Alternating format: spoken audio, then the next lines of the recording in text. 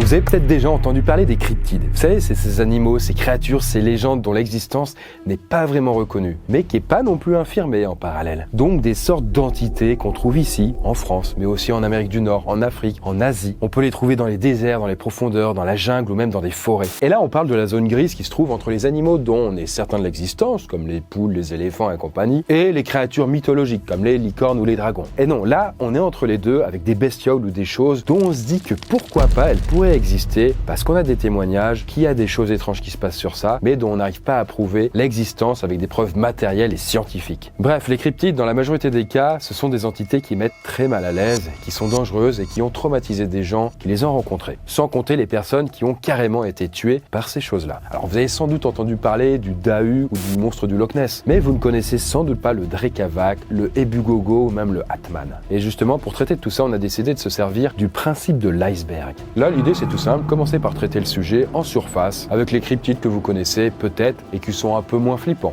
Et au fur et à mesure qu'on va descendre dans les profondeurs sous la surface, eh bien on va voir des choses de plus en plus étranges, voire même angoissantes. Et finalement terminer dans les ténèbres, avec le dernier cryptide. Bref, maintenant que vous avez les grandes lignes, eh bien il est temps de passer en revue plusieurs dizaines de ces créatures, bestioles et légendes. Et donc bienvenue dans l'iceberg sur les cryptides.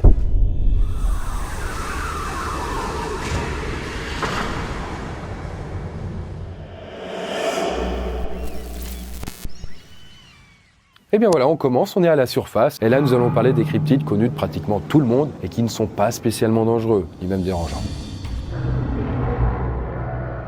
Là, direction le lac du Loch Ness, en Écosse, pour voir cette bestiole qui s'appelle Nessie, à mi-chemin entre le serpent de mer et le plésiosaure. Et là, c'est le début des années 1930 qu'il acquiert sa réputation. Notamment avec cette photo de 34 dont l'auteur avouera bien plus tard que c'était un faux. Plus tard, un photographe va immortaliser ça et il avouera qu'en vrai, c'était juste des bottes de paille. Et quelques années après, un autre photographe prend cette photo qui semble être bizarre. En vrai, c'était juste introuvable. Bon, après, en ce qui concerne les théories, ça parle parfois d'anomalies spatio-temporelles, d'expérimentation scientifique ou même d'une anguille géante qu'on prendrait pour un monstre. Dans les faits, rien n'est prouvé, même après avoir ratissé le lac de fond en comble. Et on enchaîne avec une autre superstar, le Yeti.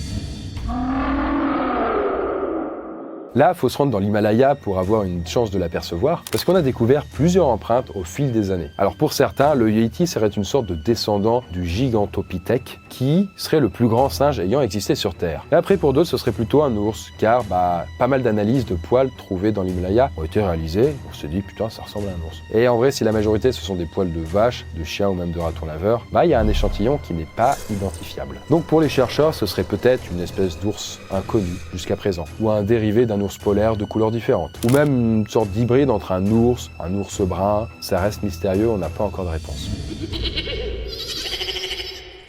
On continue direction la France pour un animal dont vous avez peut-être déjà entendu parler, c'est connu, ça s'appelle le Dahu, et lui on le retrouve dans les massifs montagneux français. Et sa petite particularité, c'est qu'il a deux pattes plus courtes que les autres, mais pas comme un kangourou, non, c'est vraiment la patte gauche, c'est-à-dire les pattes gauches qui sont plus courtes que les pattes droites. Alors vous voyez sa gueule, il a pas l'air de faire peur, c'est vraiment une belle entrée en la matière. Et en vrai, ce serait avantageux pour lui vu qu'il vit sur des pentes, comme ça il marche toujours droit. Le petit problème, c'est qu'il doit toujours marcher dans le même sens sans faire demi-tour, sinon il tombe. Et donc en cas de rencontre, c'est facile de l'attraper car une fois que vous êtes derrière lui, vous avez qu'à lui faire peur, là il va se retourner et il va tomber par réflexe. Vraiment archi con quoi. En tout cas, si dans votre jeunesse vous avez participé à une chasse au Dahu, c'est possible, dites-le en commentaire.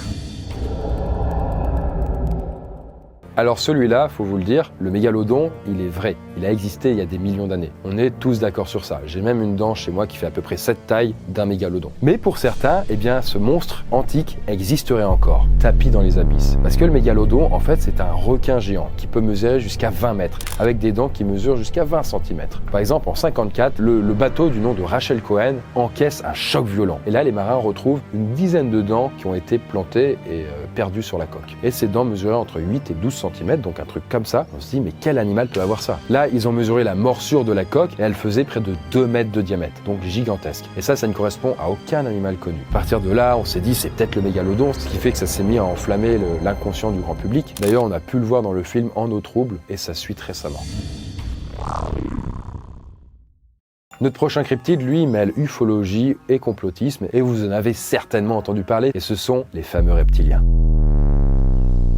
Alors le postulat est assez simple sur papier, ce sont des extraterrestres de type reptile qui ont pris une forme humanoïde pour manipuler et diriger notre société. Et cette théorie a été énormément propagée par un certain David Icke, donc un gars un peu réputé conspirationniste quoi. Parce qu'en effet lui il s'est servi de théories comme celle des anciens astronautes ou des croyances liées aux ovnis. Et il a mélangé ça avec des séries comme V ou même Stargate. Et tout ça pour faire croire, on va dire, aux gens que les reptiliens sont bien réels et que ce ne sont pas des personnages de fiction. À partir de là, plusieurs personnalités et chefs d'État seraient soupçonnés d'être des reptiliens. Elisabeth II, qui est décédée maintenant, est retournée dans son vaisseau spatial sans doute, George W. Bush, Barack Obama, Justin Bieber ou encore des familles comme les Rothschild ou les Rockefeller. Tout ça, ce serait reptilien. Et c'est une théorie très présente aux États-Unis puisqu'il y aurait près de 12 millions de ricains qui croient que les reptiliens contrôlent la politique. C'est très précis. Donc voilà, maintenant que vous avez compris un peu l'idée, on est encore en surface, eh bien, on va s'attaquer à des choses plus sérieuses et plonger dans les profondeurs, avec des cryptides beaucoup moins sympathiques et d'autres qui sont restés mystérieux pour la science.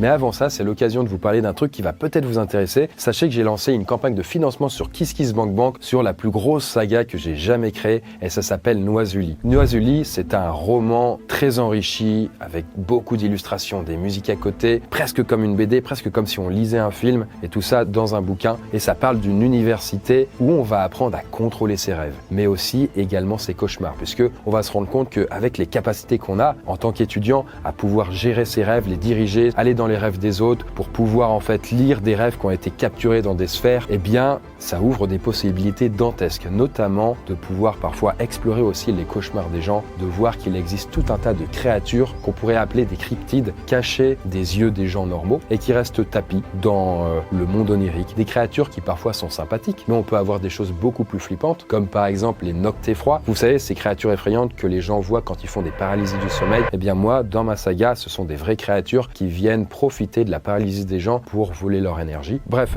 vous voyez ce méga roman, je vais essayer de le créer et j'ai besoin de vous pour ça. Si ça vous intéresse d'en savoir plus, eh bien du coup, vous avez en description le lien de la page. Il y a des contreparties à l'intérieur hyper intéressantes. Ça commence dès 1 €, même si vous voulez avoir le livre juste en version digitale. Il y a un lore qui est énorme derrière tout ça. J'ai fait une grosse vidéo d'annonce aussi si vous voulez aller la checker. Bref, je vous en dis pas plus. On en reparlera plus tard dans la vidéo. Je vous laisse la surprise. Bref, on passe à présent sous la surface en parlant de choses un peu moins connues. La direction l'Indonésie et plus précisément l'île de Java pour vous parler de l'Aoul.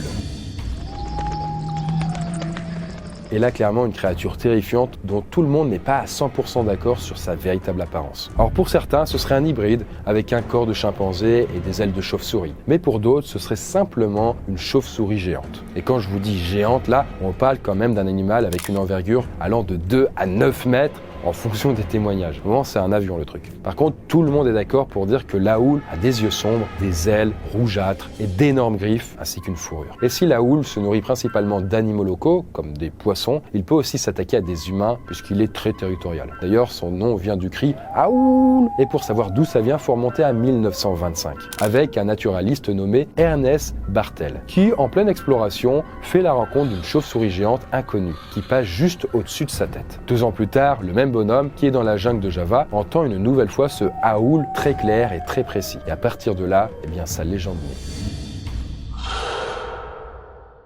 Bon, là, direction le Kenya pour notre prochain cryptide avec l'ours Nandi. Lui, c'est un animal étrange qui fait 1,80 m au garrot avec une tête massive, mais surtout d'énormes dents. Il a le dos incliné vers le bas à partir des épaules, comme les hyènes, et au bout des pattes, des grosses griffes. Et le 8 mars 1913, au beau matin, un colon qui bosse sur les lignes de chemin de fer aperçoit la bestiole. Il était là, à quelques mètres, et il m'a aussi vu. En m'approchant de l'animal, j'ai vu qu'il ne s'agissait pas d'une hyène. Au début, je l'ai vu presque de face. Il avait l'air aussi haut qu'un lion, il était de couleur fauve, avec de longs poils très hirsutes. Il était assez petit, mais très massif, avec un haut garrot, un cou quasi inexistant et un nez court. Il ne s'est pas retourné pour me regarder, mais il est parti en trottinant. Des membres de la tribu Nandi affirment avoir déjà tué un spécimen en mettant le feu à une hutte dans laquelle il était entré pour se cacher. Parce que ouais, en fait, on parle d'une bestiole qui s'attaquerait à l'homme les nuits où il n'y a pas de lune. Et on estime à peu près que 5 à 6 spécimens d'ours Nandi ont été abattus au fil des années. Mais personne n'a retrouvé leur carcasse. Et pour ce qui est des explications derrière ça, apparemment ce serait soit des grosses hyènes, soit des babouins géants qui seraient pris pour le fameux ours Nandi.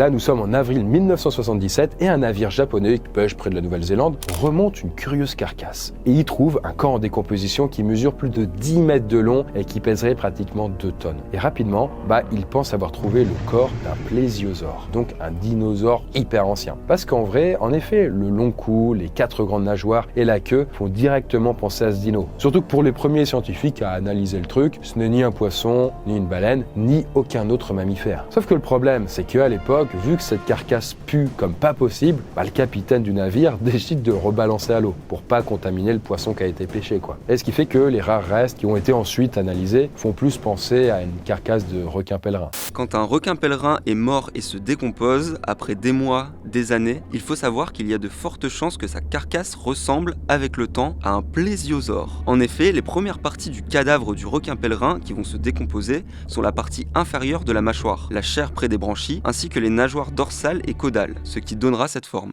Par la suite, des expéditions maritimes ont été envoyées pour essayer de repêcher la carcasse de cette bestiole, mais en vain.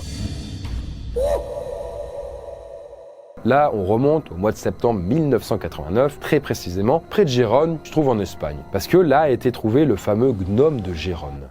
Alors qu'on campait en forêt entre les villages de Bagnoles et Olo, on a entendu des bruits semblables à des gémissements, très faibles. J'ai regardé dans la direction d'où ça venait et j'ai aperçu un petit truc qui tentait de s'échapper. Ça poussait une sorte de grincement semblable au rire d'un vieil homme. On a réussi à le capturer en le recouvrant d'une couverture. Et là, si vous vous demandez à quoi peut ressembler ce gnome, figurez-vous qu'un certain Angel Gordon l'a gardé et l'a mis dans un bocal de formol, comme vous pouvez le voir. Ce gnome serait resté en vie quelques jours, mais il aurait refusé toute nourriture et il aurait fini par mourir. Là, comme vous le voyez, le corps de la créature est bleuté, sans poils, avec quelques taches. Il mesure à peu près 12 cm, avec une protubérance au niveau du front, des oreilles allongées, des yeux rougeâtres et un museau semblable à celui des rongeurs. Alors, de l'avis général, le gnome de Gérone pourrait être un fœtus de veau ou d'un lapin.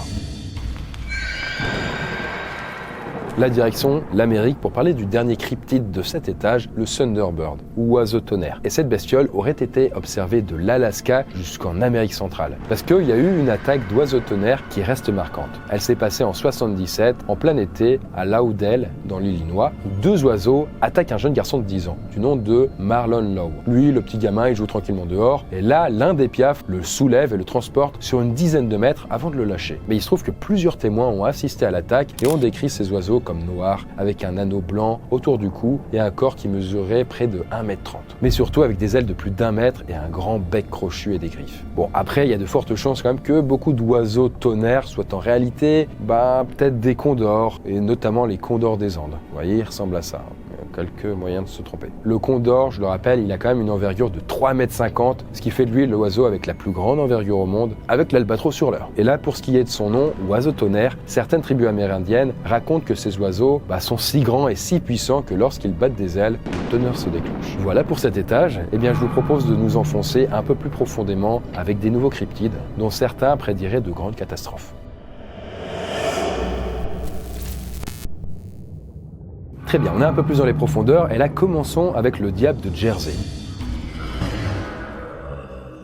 Et là, si on se fie à la plupart des témoignages, on a affaire à un cryptide bipède avec des sabots sur les pattes arrière et des griffes sur les pattes avant. Il possède une tête de chèvre ou de cheval, des ailes de chauve-souris, ainsi que des cornes ou alors des bois, en fonction des témoins. Et si tout ça semble bizarre, en fait, ça remonte à 1735 pour sa première apparition. Parce que une certaine Deborah Lead lui aurait donné naissance, avant que la créature ne la tue et se barre. Là, petit saut dans le temps avec notre diable de Jersey qui sème la terreur pendant toute une semaine en 1909. Et il se trouve que énormément de journaux ont partagé les nombreuses rencontres avec cette bestiole dans tout l'État. Parce qu'elle aurait, entre autres, attaqué un tramway et on aurait retrouvé plusieurs empreintes dans la neige. Et la panique avait été tellement présente à ce moment-là que des écoles auraient été fermées et que beaucoup de travailleurs auraient été juste invités à rester chez eux.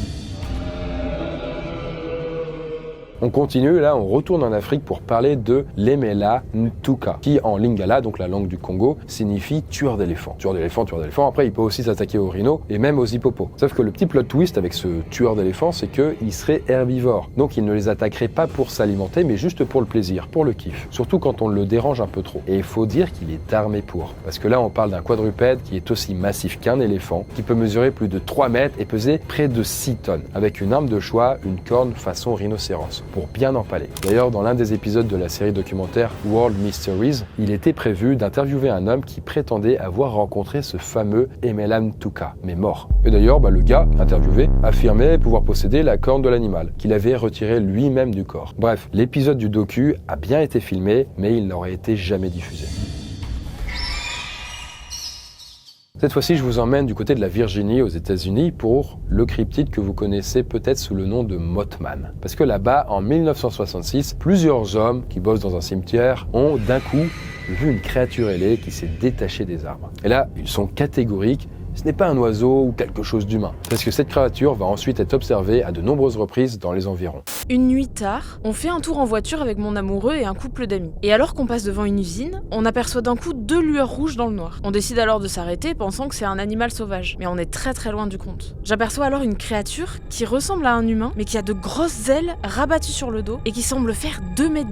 Paniqué, on repart tout de suite, mais on le voit qui nous suit dans les airs. Et il nous colle alors qu'on roule à 160 km/h. Heureusement, en arrivant à proximité de la ville la plus proche, il a fini par disparaître dans la nuit. Et contrairement à son nom qui signifie l'homme papillon de nuit, qui semble plutôt mignon, on aurait plutôt affaire à une sorte d'énorme hibou humanoïde qui mesurait près de 2 mètres de haut avec une envergure de plus de 3 mètres. Et si on se fie aux témoignages, les personnes qui voient le Mothman entrent par la suite dans une détresse psychologique qui pourrait durer des mois ou des années. Mais le Mothman est aussi perçu comme un signe annonciateur de catastrophe qui serait sur le point de se produire. Par exemple, plusieurs témoins disent l'avoir vu à New York le 11 septembre, mais également à Tchernobyl avant que ça pète. Ou même à Fribourg ou dans le Mississippi, où se sont respectivement écroulés une mine et un pont.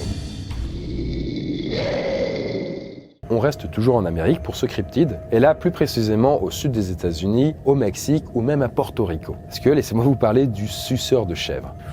Ça donne envie. Ce serait une créature qui, dans la majorité des témoignages, serait une sorte de chien sauvage, avec ou sans poils, mais avec une sorte de crête vertébrale très prononcée. Le chupacabra, comme son nom l'indique, s'attaque aux chèvres pour leur drainer le sang. Après, il attaque aussi des poules et d'autres animaux de la ferme. En tout cas, les premières attaques remontent à mars 95 à Porto Rico, où pas mal de moutons ont été retrouvés morts, vidés de leur sang. Et là, les enquêteurs ont constaté qu'il y avait 3 étranges piqûres dans la poitrine des animaux. Il était donc compliqué d'attribuer ça à des animaux déjà connus. C'était un 19 novembre et notre quartier a subi l'attaque d'un ou plusieurs chupacabras. Et ils ont tué des chiens, des chats et d'autres animaux domestiques. Un chupacabra a même traversé une fenêtre d'un voisin et s'est jeté sur un ours en peluche qu'il a déchiqueté avant de s'enfuir. De mon côté, je suis sorti dans mon jardin, j'ai vu ce drôle d'animal qui pour moi ressemblait à un singe, mais c'en était pas réellement un. Il courait de la même façon et semblait ne pas avoir de queue. En tout cas, en juillet 2010, au Texas, des scientifiques ont fait des tests sur le cadavre d'un prétendu chupacabra. Et il s'est finalement révélé que c'était un hybride coyote-chien, atteint de la gale et avec des parasites. Mais le plus dégoûtant là-dedans, c'est que ce parasite dont était atteint cette bête avait un nom, et c'est le sarcopte. Et le sarcopte, c'est dégueulasse parce qu'il a l'habitude de creuser la peau de ses victimes pour y pondre ses œufs. À partir de là, l'animal infecté va perdre ses poils très rapidement à cause d'une réaction immunitaire et sa peau va devenir alors plus épaisse, plus écailleuse, comme elle est à vif. Et ça, ce que je vous ai dit, c'est la théorie qui revient le plus quand on aperçoit des spécimens. Donc soit des coyotes, soit des chiens qui ont été atteints par la gale,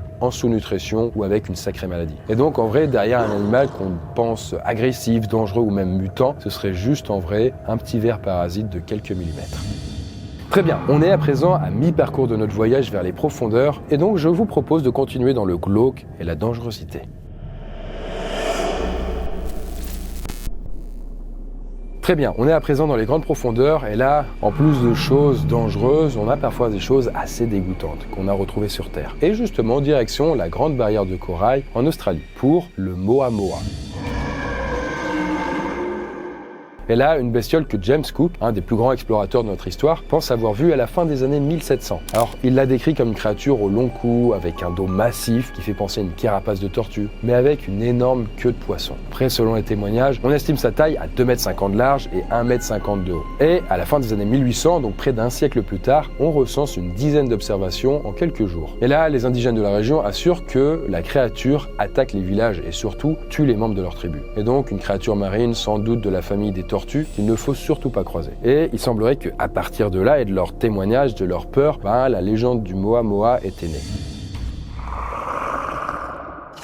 On se dirige en Russie là, et cette fois-ci on va parler de la créature de Kovachi, qui ressemble à ça. Alors ça paraît gros comme ça, mais en vrai ça ne fait que quelques centimètres à peine. Et on l'a retrouvé près de la ville de Sosnovyï Bor. Sauf que le problème c'est que entre sa couleur, la forme de son crâne, son cou et l'espèce de truc qui ressemble à une jambe, ça ressemble à rien de connu. Alors il y a des biologistes qui ont essayé de mettre leur nez là-dedans pour essayer de comprendre, mais en vain, ils n'ont rien trouvé. Et donc impossible de l'identifier ou de rattacher ça à quelque chose d'existant. Donc ce serait quoi? Nouvelle espèce, forme extraterrestre, fœtus d'un animal en mauvais état, plein de possibilités. Et justement, comme on n'a pas plus d'infos dessus, je rebondis sur un autre truc, et c'est le fœtus de Californie. J'espère que vous n'êtes pas en train de bouffer parce que ça va vous couper un peu l'appétit. Lui, il a été retrouvé en 2015 près de Los Angeles par une certaine Gianna Peponi. Et cette bestiole qui ressemble à un bipède à première vue ne possède que 2 pattes avec des sabots au bout. Et en plus d'un long cou avec une tête assez flippante, eh bien il aurait une bouche pas mal déformée. Mais malheureusement, si on peut dire, c'est la seule chose qu'on peut se mettre sous la dent. Ça ressemble à un extraterrestre ou alors un animal qui serait peut-être pas arrivé à son terme, comme le gnome de Gérone. En tout cas, on n'a pas plus d'infos. Là, on retourne en Asie pour parler d'une bestiole aussi connue sous le nom de l'Olgoï Korkoï, qui se traduit par ver de l'intestin. Tout simplement parce qu'en fait, il est couleur rouge, sang, et qu'il mesure la même taille que le gros intestin. Et c'est clairement pas un truc sympathique là, parce qu'il a une seule devise, abattre l'ennemi, et il fait pas les choses à moitié. Le ver de la mort de Mongolie ressemble à une espèce de saucisse. Il n'a ni tête ni jambes, et il est si venimeux que le simple fait de le toucher entraîne une mort instantanée. Il vit dans les régions les plus désolées du désert de Gobi. En fait, lorsque ce ver tueur attaque, il sort la moitié de son corps hors du sable et commence à se gonfler jusqu'à exploser. Ce qui libère alors une substance entre l'acide et le poison qui tue sa victime sur le coup. Et le bétail et les humains seraient apparemment ses principales proies. Et après, en ce qui concerne les explications un peu plus rationnelles, il y a des avis qui divergent. Selon certaines personnes, on se rapprocherait du lézard car les vers ne pourraient pas survivre dans le désert du Gobi. Donc il y a plus des chances que ce soit une sorte de reptile fouisseur. D'ailleurs, figurez-vous qu'une expédition a carrément été menée en 2005 où des chercheurs ont parcouru plus de 1000 bornes à essayer de rechercher ce fameux ver de la mort. Mais ils n'ont rien trouvé. Après, d'autres théories affirment de leur côté que ce serait un boa des sables. Après, le boa des sables, ça existe, par contre, c'est pas aussi grand et ça n'explose pas. Retour en France pour cette fois-ci parler de la bête du Gévaudan, un peu plus connue. On l'a déjà vu notamment dans le film Le Pacte des loups qui est quand même assez connu. Et là, retournons un peu dans le temps, on est dans les années 1760, donc dans le Gévaudan, c'est juste là. On n'est pas si loin de Marseille. Et donc là, on est face à un animal qui tue des gens, beaucoup de gens. À ce moment-là, on parlait de 60 à 100 décès, donc c'est vraiment énorme. Et c'est des attaques qui touchent en majorité les femmes et les enfants, et des attaques très violentes qui laissent les cadavres dans un très sale état. Enfin, quand il reste quelque chose. À partir de là, un climat de terreur et de peur s'empare de la région et les gens n'osent même plus aller dans les champs, les bois ou même dans la forêt profonde. Ils ont trop peur. Mais ils se laissent pas faire, des battues commencent à être organisées pour retrouver cet animal et surtout le buter. Toutes sortes de profils sont mobilisés, chasseurs et même soldats en tête. Puisqu'il se trouve que la bête en question serait quadrupède, très sombre, elle pourrait faire penser à un ours, une hyène ou même un loup d'une taille démesurée. Et selon les témoignages, la bête est de couleur rouge, plus ou moins tachée avec des rayures, avec un large cou super puissant, une queue touffue qui peut servir de fouet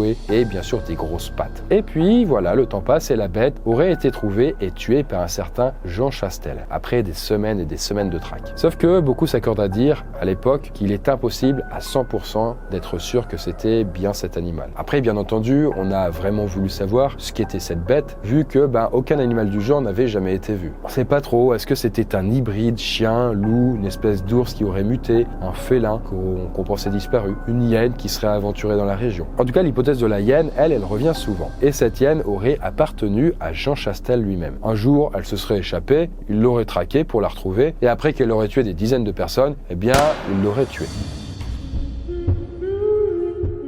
Et là, on termine sur ces grandes profondeurs avec une créature qu'on trouve en montagne, précisément au Japon. Il s'appelle le Yuki-onna, ou femme des neiges. Et on pourrait traduire son nom, en fait, en français par esprit fantôme, ou démon, ou même apparition étrange. Alors, ce serait une créature qu'on décrit comme assez grande, plutôt belle, avec des longs cheveux, mais surtout avec une peau tellement blanche qu'elle est quasiment transparente, ou translucide. Selon les récits, eh bien, elle semble flotter juste au-dessus de la neige, en ne laissant aucune trace dans cette dernière. Et la Yuki-onna a deux visages, on peut dire des choses comme ça. Déjà un premier, où où elle peut aider les personnes perdues. Et un deuxième, beaucoup plus cruel, où elle va tuer des innocents, les laisser mourir de froid dans la montagne ou même sucer leur sang.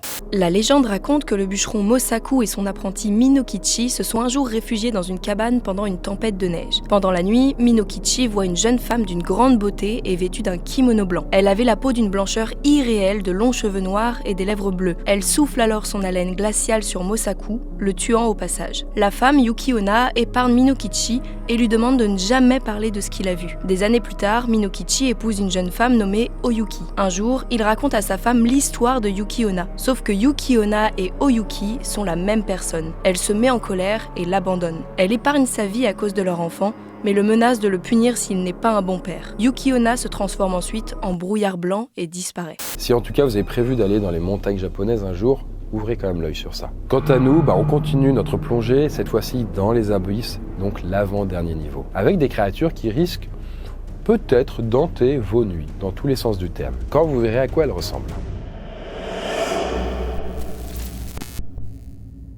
Bienvenue dans l'avant-dernier niveau, les abysses, avec notamment des créatures cauchemardesques qu'on va pouvoir croiser. Et comme je sais que vous êtes plusieurs Guyanais à regarder mes vidéos, vous avez peut-être déjà entendu parler de notre prochaine créature, le baclou.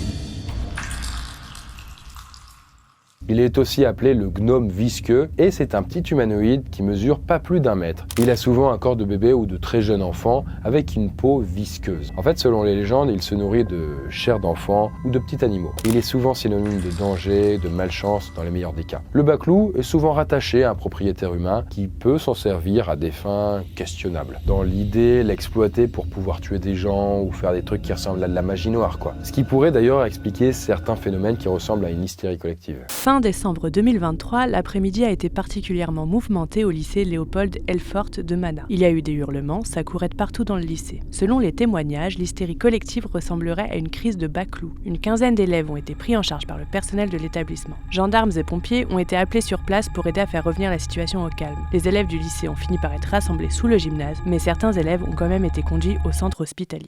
Mais le baclou peut aussi être à l'origine de choses encore plus violentes. D'après certaines rumeurs, un homme aurait utilisé son baclou pour provoquer le décès d'un enfant qui venait tout juste de naître. Du coup, cet homme a été passé à tabac par plusieurs hommes qui lui ont fracassé le crâne et cassé les 2 bras en le laissant pour mort. En tout cas, si vous avez envie de vous procurer un baclou, écoutez bien ça, parce que vous allez devoir couver un œuf sous votre aisselle pendant 1 semaine, idéalement aux alentours de Pâques, parce qu'il a plus de chances d'éclore un vendredi saint. Et une fois éclos, vous n'avez qu'à lui imposer des règles pour qu'il vous écoute.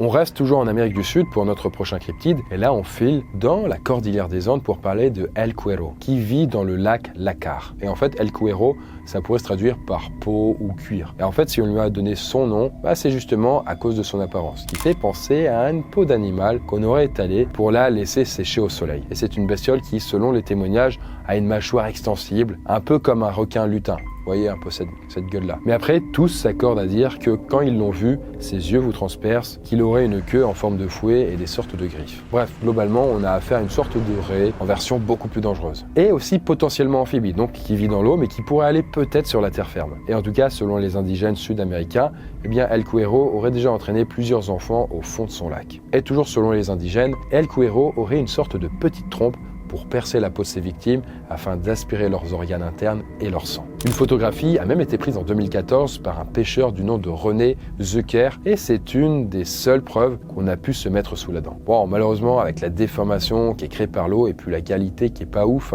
c'est pas possible de savoir s'il s'agit bien sûr de ça ou d'autre chose. Ça pourrait être aussi un poisson-chat ou même une raie d'eau douce. Quand on rassemble tous les témoignages, il y a effectivement de fortes chances qu'on ait affaire à une raie. C'est un animal qu'on peut retrouver en Amérique du Sud et la plus grande espèce du coin, la Potamotrigon brachyura, pourrait donc être confondue avec El Cuero. Il y a certes des raies d'eau de mer beaucoup plus grandes, mais elles s'aventurent rarement dans les terres et par extension dans les eaux douces. Ces spécimens ne pourraient probablement pas survivre longtemps dans les eaux froides des lacs d'Amérique du Sud. Et peut-être que des locaux ont commencé à croire à El Cuero en voyant d'énormes raies manta échouer.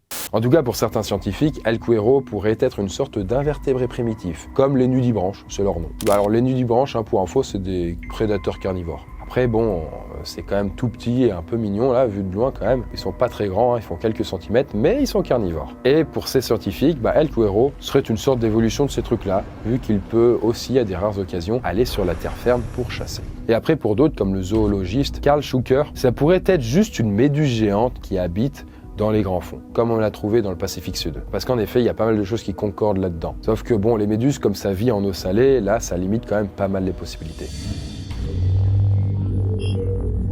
Je vous emmène dans la ville russe de Voronezh et nous sommes le 27 septembre 1989, il est 18h30. À ce moment-là, une quarantaine d'habitants, adultes comme enfants, voient un ovni rouge de 13 mètres sur 5 qui vole au-dessus d'eux, à environ une dizaine de mètres de hauteur. Quelques secondes plus tard, il repart en altitude avant de faire son retour dans la foulée. Une trappe située sous l'engin, encore en vol stationnaire, s'est ouverte pour révéler une entité étrange aux bras longs, sans cou, à la taille épaisse, mesurant 1,80 m de haut et dotée d'une petite tête en forme de bouton. La créature avait 3 yeux. Les 2 yeux extérieurs de l'être étaient blanchâtres et l'œil central, situé légèrement au-dessus des 2 autres, était rouge vif et pivotait comme un radar. Puis, la trappe s'est refermée et l'OVNI a commencé à descendre pour finalement se poser. L'extraterrestre qu'on avait vu par la trappe est sorti du vaisseau avec 2 semblables. Les créatures ont ensuite commencé à examiner le sol près de l'endroit où leur engin avait atterri et ont prélevé des échantillons de terre.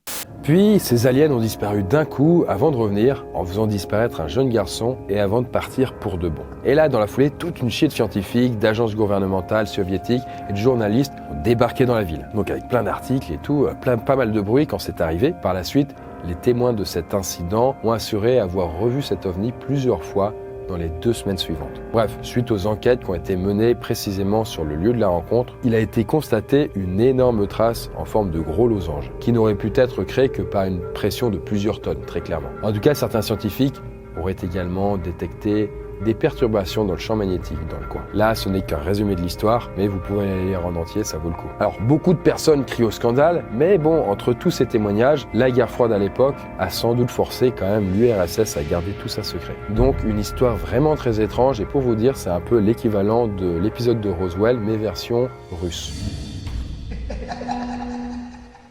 Je vais à présent parler d'un cryptide assez spécial et c'est Ingrid Koll, aussi connu sous le nom de Smiling Man. D'ailleurs, ce cryptide a quelques petits points communs avec le dernier qui nous attendra à la fin de la vidéo. Mais vous verrez. En tout cas, cette entité a été vue pour la première fois en octobre 1966 par 2 garçons, Martin et Jim, qui se baladaient alors tranquillement dehors. Et d'un coup, un des garçons demande à l'autre qui est le type qui se tient derrière lui. Et là, en se retournant, il voit un homme dans un premier temps, immobile, qui ne fait que sourire, mais de façon très glaciale. Et l'homme a continué à les poursuivre jusqu'à ce que les 2 enfants arrivent à le distancer. Et plus tard, les 2 gosses vont décrire un homme avec un costume vert de très grande taille, et surtout avec des traits de visage à peine humains, appuyé par le fait qu'il n'avait même pas d'oreille ni même de nez. Un peu Voldemort quoi. Alors après, est-ce que c'est une blague qui est un peu creepy et un peu de mauvais goût? Peut-être un extraterrestre, une métamorphose, ils savent pas. En tout cas, à partir de là, les rumeurs vont bon train, mais en tout cas, il aurait été observé à plusieurs reprises, comme quelques temps plus tard avec une petite fille nommée Linda. C'était un grand homme très large. Je ne pouvais pas très bien voir son visage, mais je pouvais voir qu'il me souriait. Et il a fait le tour du lit et s'est placé juste au-dessus de moi. J'ai crié et je me suis cachée sous les couvertures. Et quand j'ai regardé à nouveau, il avait disparu. En tout cas, ce cryptide nommé Ingrid Koll est considéré comme une entité malveillante qui se nourrirait de la peur des gens. Il a plus de chances d'apparaître aux personnes se trouvant dans un état de vulnérabilité, ou même quand il serait seul, tout seul, dans le noir.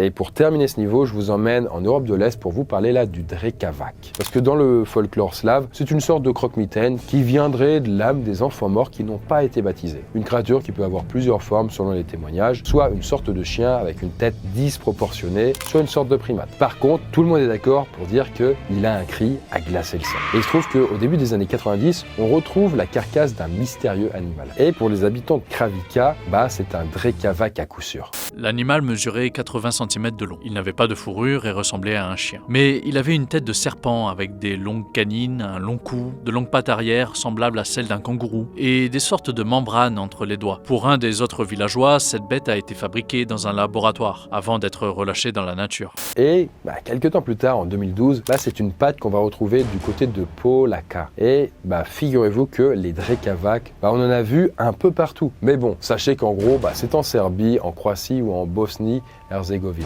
Et justement, en 2017, près de Lactatie, donc en Bosnie, une créature a commencé à tuer du bétail, donc des moutons, des lapins et tout. Et 3 personnes ont aperçu cette bête. La première personne a été tellement traumatisée par cette rencontre qu'elle n'a même pas été capable de décrire l'animal. La deuxième, elle a décrit le Drekavac comme une créature poilue avec une énorme tête, de longues jambes et même des griffes aux pieds. Et la troisième personne l'a décrite comme un quadrupède de 70 cm de haut, très poilu, en faisant des sons qui ressembleraient à celui d'un hibou.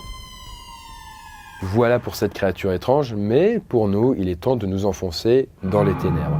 Notre 6e et dernier niveau, pour parler des cryptides les plus terrifiantes.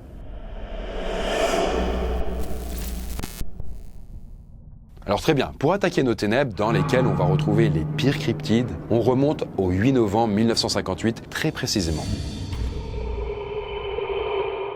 Une fois n'est pas coutume, on est aux États-Unis. Direction le pont au-dessus du fleuve Santa Ana, sur le pont de Riverside. Et ce soir-là, donc, un certain Charles Wetzel est sur la route et il rentre chez lui au volant de sa voiture. Arrivé au niveau du pont, il voit que le fleuve déborde, il décide donc de ralentir, alors que là, sa radio commence à être parasitée. Et c'est à ce moment précis que quelque chose surgit des broussailles à côté pour lui faire face. Je fais alors face à une créature humanoïde, mais très grande, très allongée et assez fine, avec une bouche protubérante et des yeux verts, brillant, perçant. Il a une sorte de tête ronde, un peu comme certains épouvantails qu'on trouve dans les champs, et il n'a pas d'oreilles. Il ressemble un peu à certains déguisements Halloween, très dérangeant. Ce n'est pas un humain déguisé par contre, ce n'est pas humain du tout d'ailleurs, parce que des bras qui descendent en dessous des genoux, c'est pas possible. Sans parler de sa peau qui paraît très écailleuse ou comme de sortes de feuilles. Jusque là, j'ai l'impression qu'il m'a pas vu. Parce que d'un coup, après un court contact visuel, il se jette sur mon pare-brise et commence à le griffer, frénétiquement.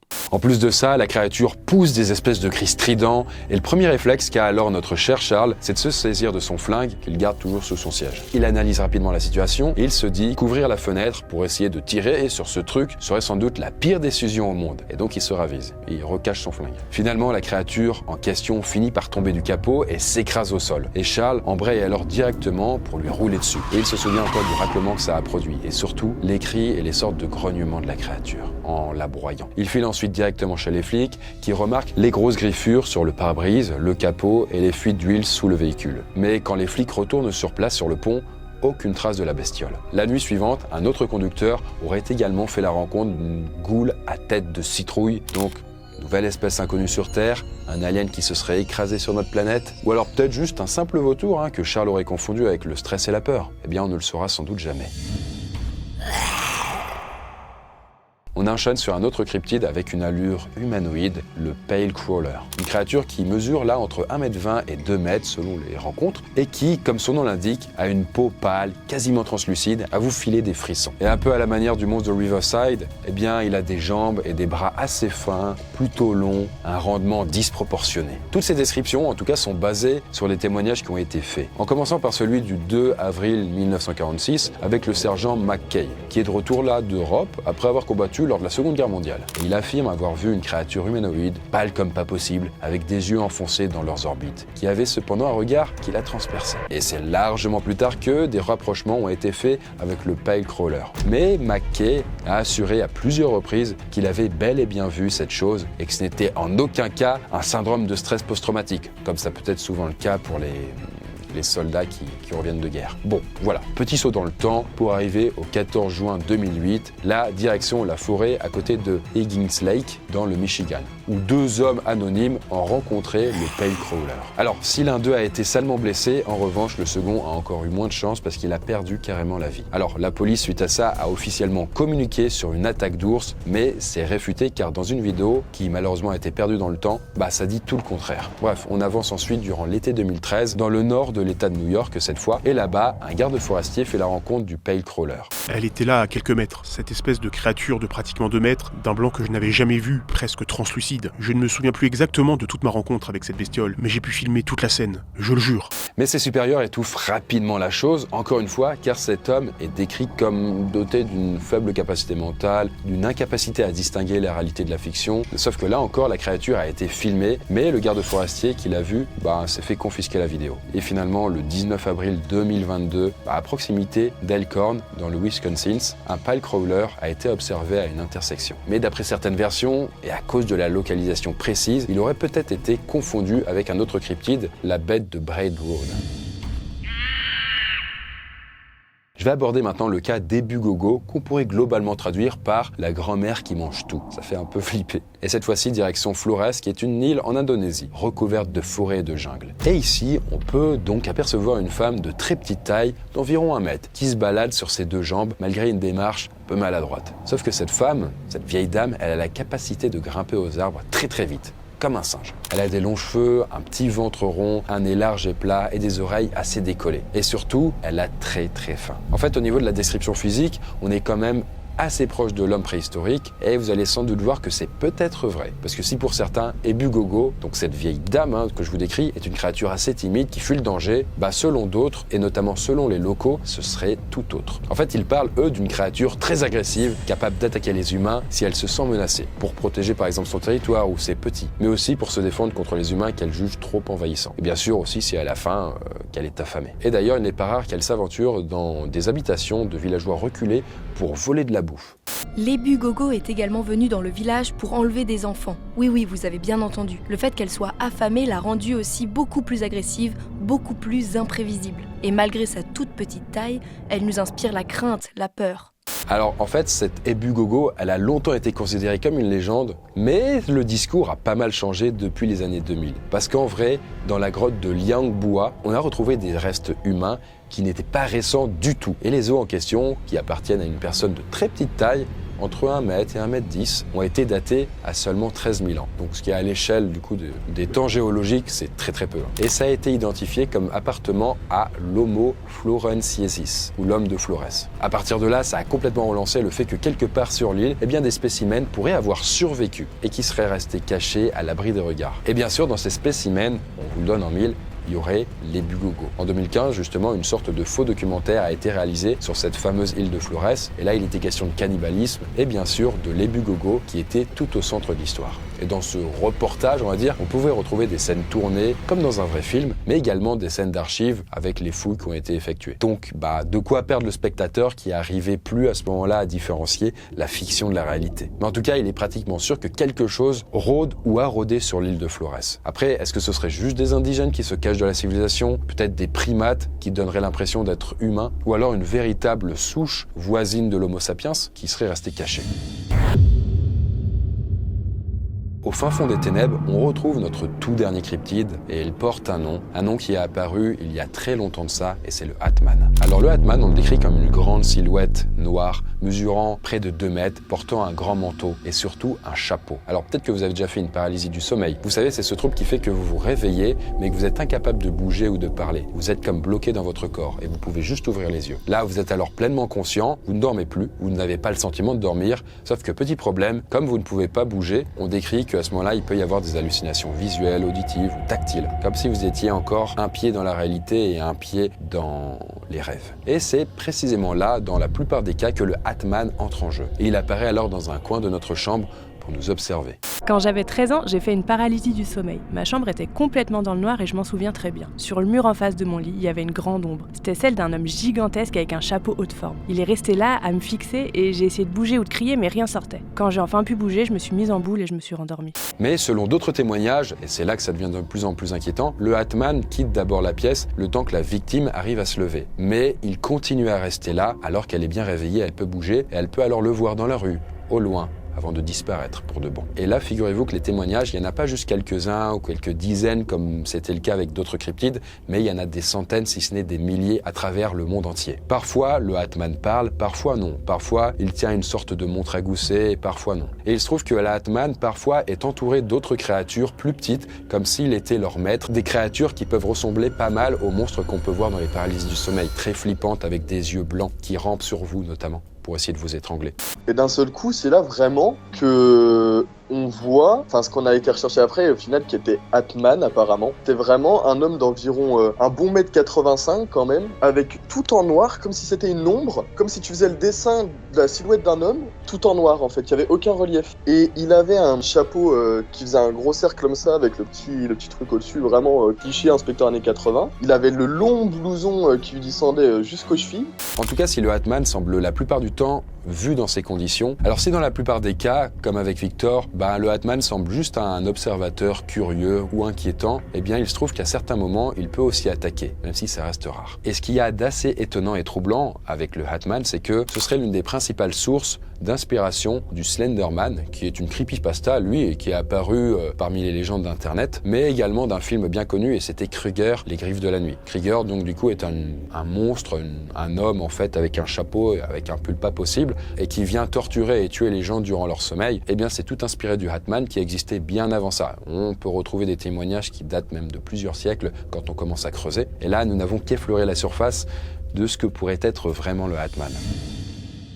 Et en tout cas, si cette dernière entité très étrange vous intéresse, eh bien sachez que c'est exactement pour ça que j'en ai fait l'un des antagonistes principaux en fait de la saga que je suis en train d'écrire qui s'appelle Noisuli. Et puisque dedans, le grand méchant se trouve être le Hatman. Parce que dans Noisuli, nous allons suivre des étudiants qui vont apprendre à maîtriser leurs rêves et qui vont aussi pouvoir parfois s'immiscer dans le rêve des autres, dans les cauchemars d'autres personnes. Forcément, qui dit rêve, cauchemar et donc des éléments inquiétants. Et il se trouve que le Hatman, c'est l'une des entités les plus effrayantes et les plus flippantes qu'on peut y trouver parce que notamment il peut nous torturer à l'intérieur de notre propre tête sans qu'on puisse réussir à s'en sortir. Ça a un nom dedans, dans ce que je suis en train d'écrire, ça s'appelle la géhenne. Vous voyez comme un enfer, comme l'enfer chrétien dans lequel en fait on est torturé en permanence sans jamais pouvoir s'en échapper parce que du coup on est mort. Là imaginez la même chose mais plongé dans une sorte de coma terrifiant. Il se trouve que là j'ai lancé une campagne de financement participatif, elle a eu un excellent démarrage et ça continue à grimper. Si ça vous intéresse en tout cas d'en savoir plus, de voir le lien que ça peut avoir, notamment aussi avec Conte, parce que du coup il va y avoir pas mal de choses horrifiques à l'intérieur, mais aussi avec Poisson Fécond, parce que dedans on peut aussi retrouver Gustave, si vous avez l'habitude de le voir, vous savez, le héros des Ça fait quoi, mais aussi d'autres personnages et tout un tas d'autres surprises en fait qui sont réservées. N'hésitez pas à aller sur la page de campagne, le lien est en description, vous pourrez aller contribuer, ça commence dès 1 € si vous voulez avoir le roman en digital, où vous pouvez retrouver dedans le Hatman justement, mais plein d'autres choses. En tout cas, merci d'avance pour votre soutien, je pense qu'on pourra aller très loin ensemble, et voilà. De mon côté, j'ai dit un petit peu tout par rapport à ça. Retournons un peu à la surface. On était dans le noir depuis 3 plombes. À un moment, à quoi ressemble la lumière, quoi. En tout cas, j'espère que ce nouveau format vous a intéressé, où on a plongé dans un iceberg de choses de plus en plus étranges, on va dire. Si vous avez des suggestions d'autres icebergs, d'autres thématiques que vous voulez voir traitées, n'hésitez pas, on les prendra en priorité. Et bien voilà, moi je vous souhaite une très belle nuit. Sachez aussi que Conte, notre aventure horrifique, notre manoir d'horreur, est en train d'arriver au bout du bout, et on espère une sortie dans les semaines qui viennent, donc restez au taquet par rapport à tout ça si vous voulez vraiment vivre une expérience grandeur nature. Et voilà, moi je vous souhaite une bonne nuit et je vous dis à très bientôt.